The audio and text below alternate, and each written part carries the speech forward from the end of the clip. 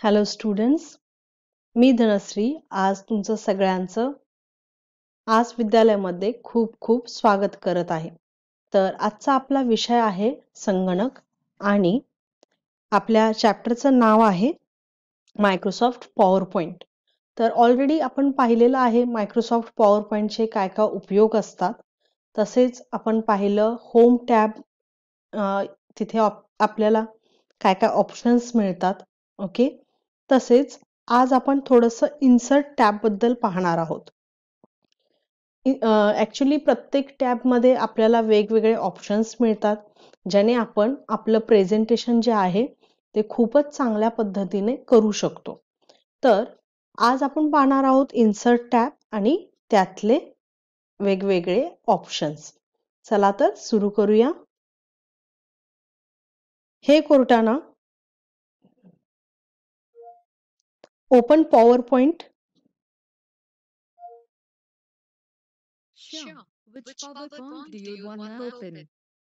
PowerPoint or Microsoft Office PowerPoint 2007? Power point. All right, opening PowerPoint. तर हे आहे power point. आता इथे आपण ब्लँक प्रेझेंटेशन घेऊ.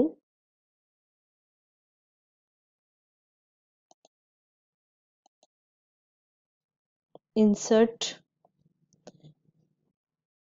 तर इथे तुम्ही पाहू शकता बरेचसे ग्रुप्स आहेत. स्लाइड्स, टेबल्स, इमेजेस, इलिस्ट्रेशन्स, ऍड इन्स, लिंक्स, कमेंट्स, टेक्स्ट, सिम्बॉल्स आणि मीडिया. तर या वेगवेगळ्या ग्रुप्समध्ये त्यांच्या रिलेटेड ऑप्शन्स इथे आहेत. जसे की इमेजेसमध्ये पिक्चर्स, स्क्रीनशॉट, फोटो अल्बम, तसेच shapes, icons, 3D models, smart art, chart आणि टेक्स्टमध्ये म्हणजे टेक्स्ट रिलेटेड ऑप्शन्स आहेत, जसे word art, date and time, slide number, object. Okay, तर पाहूया आपण इथे जर आपल्याला टेबल इन्सर्ट करायचे असेल तर आपण काय करू शकतो. इथे आपण एखादी थीम चूज करू.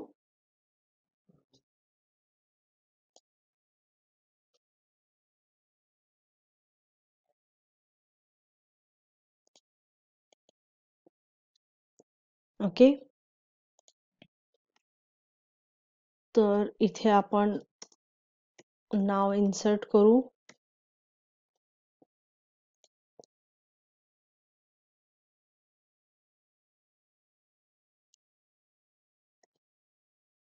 आता नवीन जर आपल्याला स्लाइड ऍड करायची असेल तर आपण कोणती शॉर्टकट की वापरतो, तर आपण Ctrl+M ही शॉर्टकट की वापरतो.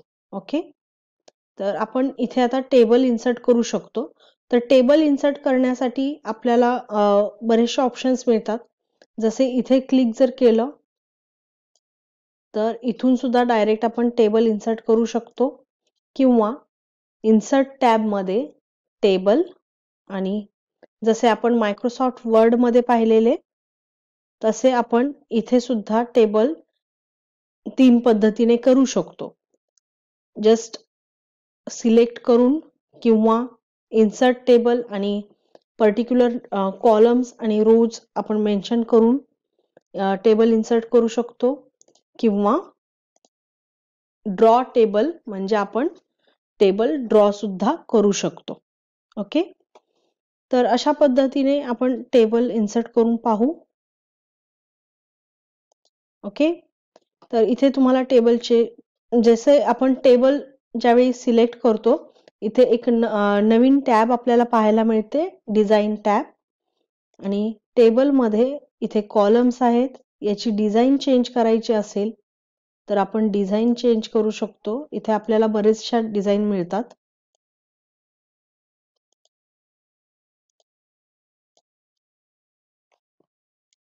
ओके, आणि शिवाय इथे क्विक स्टाईल्स आहेत.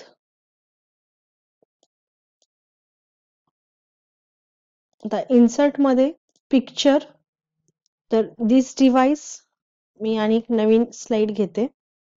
आपण इथे इन्सर्ट टॅबचे ऑप्शन्स पाहत आहोत. तर टेबल पाहिलं, इन्सर्ट न्यू स्लाइड, म्हणजे इथे होम मध्ये सुद्धा न्यू स्लाइड आहे. तर हा सेमच ऑप्शन आहे. ओके. डुप्लिकेट सिलेक्टेड स्लाइड्स म्हणजे ज्या स्लाइडची ऑलरेडी डिझाईन आहे त्याच स्लाइड्स त्याचीच कॉपी बनते इथं. तसेच पिक्चर्स मध्ये दिस डिव्हाइस म्हणजे कॉम्प्युटर मध्ये जे पिक्चर्स ऑलरेडी सेव्ह आहेत ते पिक्चर आपण इन्सर्ट करू शकतो. जसे ही ट्री.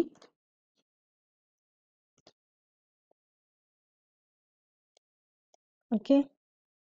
देन नेक्स्ट,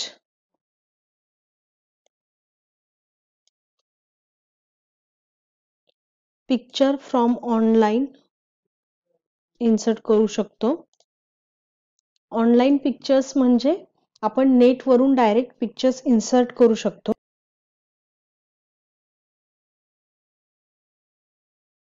तर इथे बर्ड्स, वेगवेगळ्या कॅटेगरीज आहेत. बर्ड्स आहे, ऍपल, पाहू इथे काय आहे. तर इथे वेगवेगळे बर्ड्स आपल्याला पाहायला मिळतात.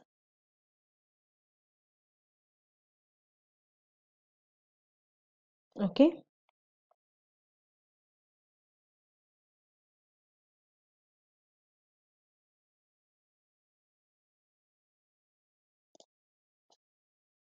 इथे मल्टिपल पण पिक्चर्स सिलेक्ट करू शकता.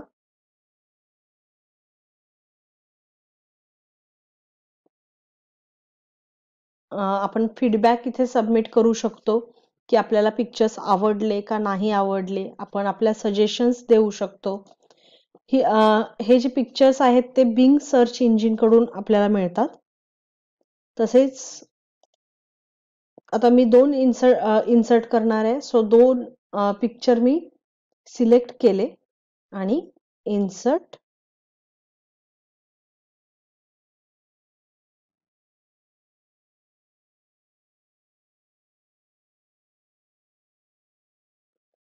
तर इथे आपल्याला पिक्चर्स अरेंज करावे लागतील.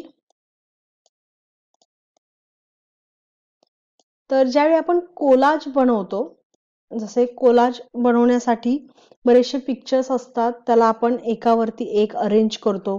जसे कोणत्याही बर्थडे साठी जर तुम्ही प्रेझेंटेशन बनवणार असाल आणि त्यांचे पिक्चर्स तुम्हाला ऍज अ कोलाज वापरायचे असतील तर ते तुम्ही करू शकता. किंवा कोणत्याही प्रेझेंटेशन मध्ये जर काही एक्सप्लेन करायचे असेल आणि भरपूर पिक्चर असतील तर आपण थोडे थोडे ते पिक्चर्स कट करून कोलाज करतो. जसे आपण मॅगझिन किंवा न्यूजपेपर सुद्धा कट करून कोलाज करतो. तर तसे आपण कोलाज या मायक्रोसॉफ्ट पॉवर पॉइंट मध्ये यूज करू शकतो. आणि इथे आपण पिक्चरला एडिट सुद्धा करू शकतो. जसे की आता हा पॉवर्ड बॉय बॉक्स जो आहे तो आपल्याला नको आहे, सो आपण डिलीट करू. तर आता समजा या पिक्चरची बॅकग्राऊंड मला नको आहे, तर इथे ऑप्शन मिळतो आपल्याला सिलेक्ट केल्यानंतर रिमूव्ह बॅकग्राऊंड.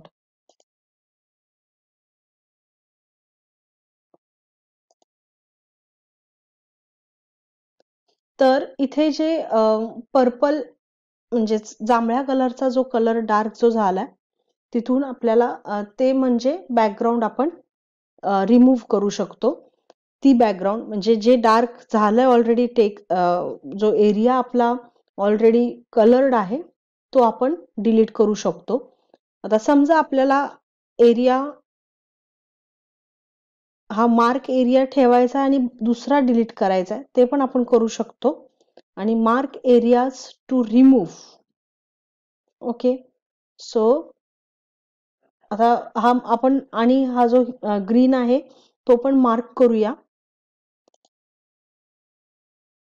तर मार्क एरिया टू रिमूव्ह म्हणजे हा मी एरिया मार्क करत आहे. ओके.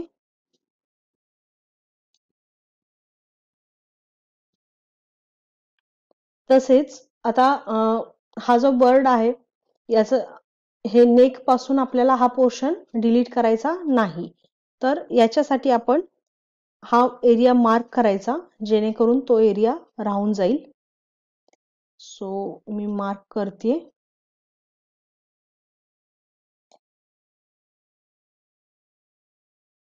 ओके. तर आपण बघूया कीप चेंजेस. तर तुम्ही पाहू शकता किती चांगल्या पद्धतीने आपण बॅकग्राऊंड रिमूव्ह करू शकतो. आता समजा हे जे पिक्चर आहे ते आपण समोर आणलं आणि या बॅकग्राऊंडवर जर मी हे ठेवायचे असेल पिक्चर, तर ते मी खूप इझिली ठेवू शकते. ओके. तर अशा पद्धतीने आपण पिक्चर्स सुद्धा एडिट करू शकतो. हा खूप इंटरेस्टिंग असा पार्ट आहे या पॉवर पॉइंटचा. तसेच आपण करेक्शन करू शकतो. करेक्शन्स म्हणजे कलर्स आपण चेंज करू शकतो. तुम्ही पाहू शकता बरेचसे ऑप्शन्स. ब्राईटनेस, कॉन्ट्रास्ट आपण चेंज करू शकतो. अशा पद्धतीने कलर्स चेंज करू शकतो. Then artistic effects.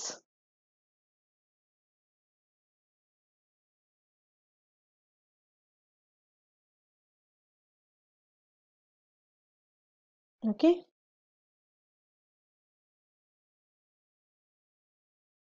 Then compress picture. तर कॉम्प्रेस पिक्चरचा उपयोग कधी होतो?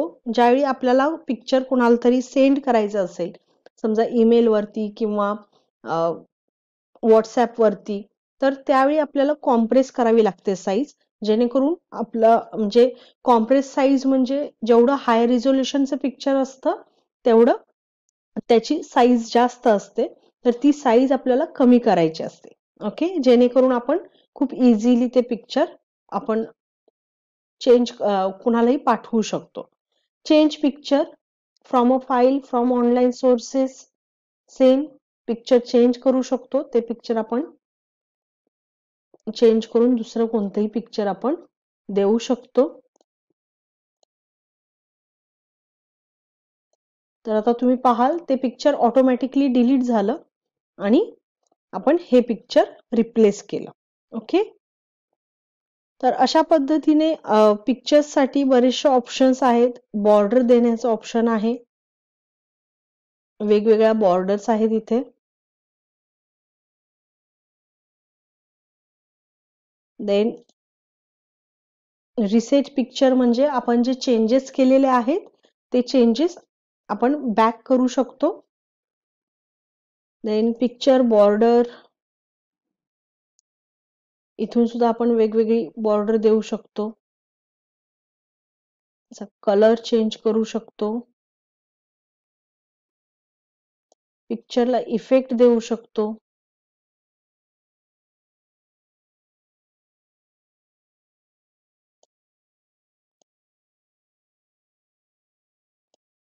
हा रिफ्लेक्शन इफेक्ट तुम्ही पाहू शकता. प्रतिबिंब आपण देऊ शकतो. तसेच पिक्चरला क्रॉप सुद्धा करू शकतो. तर क्रॉप टू शेप,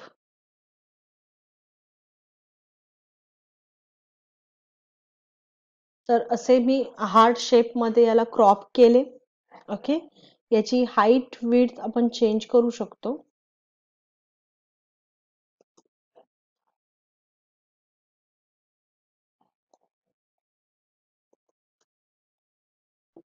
ओके.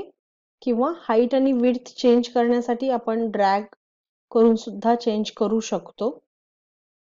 तर अशा पद्धतीने खूप एक चांगलं आपण प्रेझेंटेशन बनवू शकतो. तर आज आपण काय शिकलो? आज आपण पाहिलं की इन्सर्ट टॅब मध्ये वेगवेगळे ऑप्शन्स कसे असतात आणि आपण ऑप्शन्सला कसे यूज करू शकतो.